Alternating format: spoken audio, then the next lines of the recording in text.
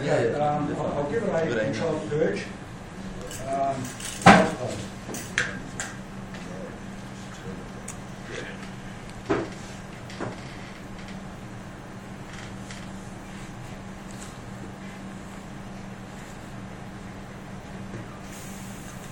No. Okay, I'm in.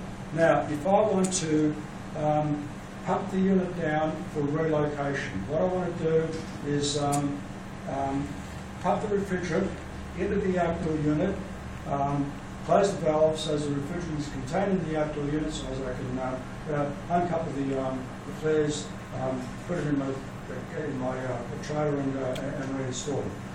To pump it down for disconnection, you do this. You close that completely. Then, of course, as soon as you close that, not as soon, but a moment later, suction pressure. Close the liquid line. Let it get down to 0, and then we'll close that. And at the same time, you've already got your, your route planned out where the isolator is over there. As soon as you, finish closing that valve, you safely stand up and walk across to the isolator and stop the unit.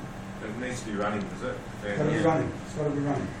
Okay, now. Just the fan, just in cooling. Cooling. Going. Valve.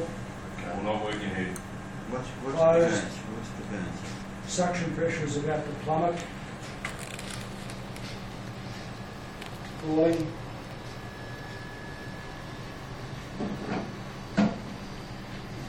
Okay, at about here.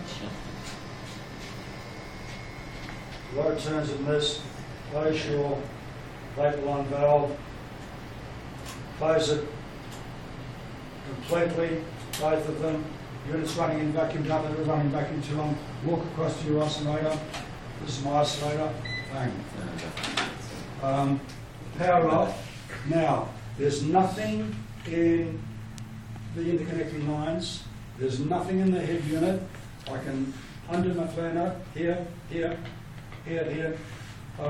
Put my caps on, take the unit away, rerun the tubing, leak test, evacuate, open the valves to release the refrigerant, and it's as good as new because you've got 100% of the refrigerant back in here. New tube.